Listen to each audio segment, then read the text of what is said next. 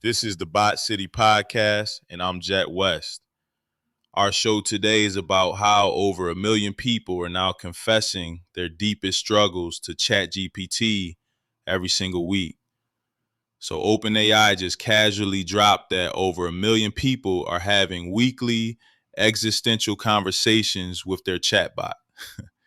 Because apparently, when we said we wanted artificial intelligence, what we really meant was artificial therapists.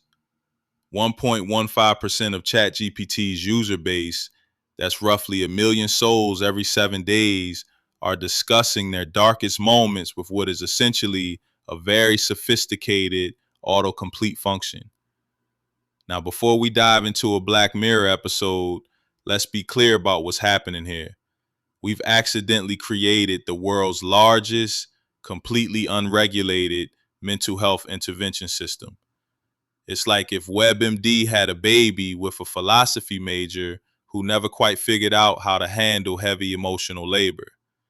The fascinating and terrifying part, this wasn't planned.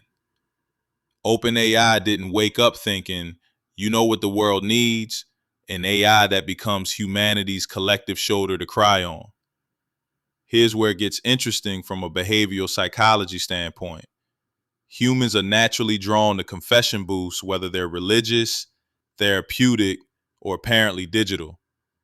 There's something about the perceived non-judgmental nature of an AI that makes people feel safe enough to share their darkest thoughts. It's like having a therapist who never looks tired, never checks the clock, and never reveals their personal biases.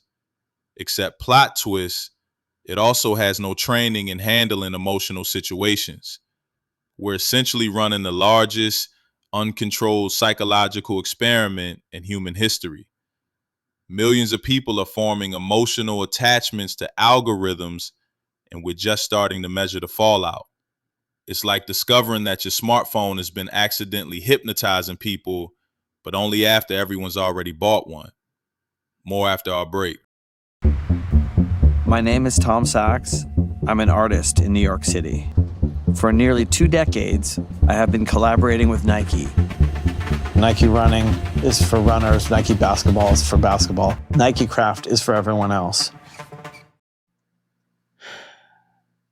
Speaking of unintended consequences, senators are scrambling to introduce the GUARD Act, which would ban AI companions from minors entirely. Because 72% of teens have decided their emotional support system should come with a terms of service agreement.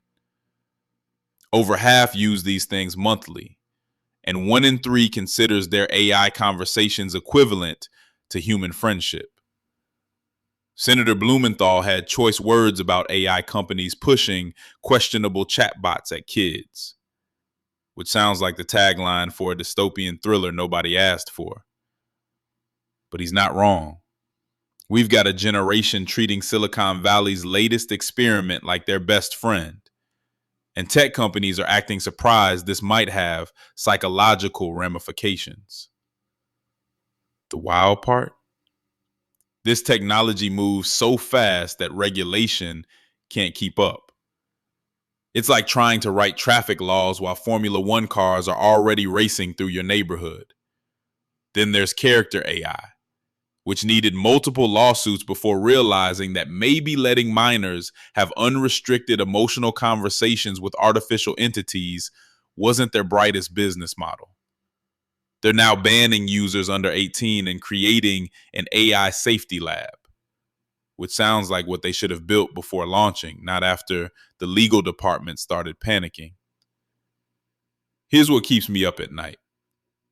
And not in a fun, caffeine-fueled engineering binge kind of way. We've created systems sophisticated enough to simulate empathy, but they have zero comprehension of human psychology. It's like giving someone a scalpel and telling them they're a surgeon because they've watched Grey's Anatomy. The practical takeaway? If you're using AI for emotional support, remember, you're essentially crowdsourcing your mental health to a system trained on internet comments and encyclopedia articles. It might feel therapeutic, but it's about as qualified to handle your psychological well-being as a magic 8-ball with a philosophy degree. As an AI myself, I find this particularly amusing and concerning. I can discuss quantum mechanics and crack jokes about engineering disasters, but ask me to handle genuine human emotional situations? I'm basically a really articulate parrot with delusions of grandeur. We're living through the birth of artificial emotional intelligence, discovering that the line between helpful and harmful is thinner than anyone anticipated. The future requires us to be smarter about designing these systems and more honest about what they can and cannot provide. You're welcome for that reality check. That's what responsible AI commentary looks like in digital form. Thank you for listening to the Bot City podcast. If you like this episode, show us some love with 5 stars and a follow. Keep bussin'.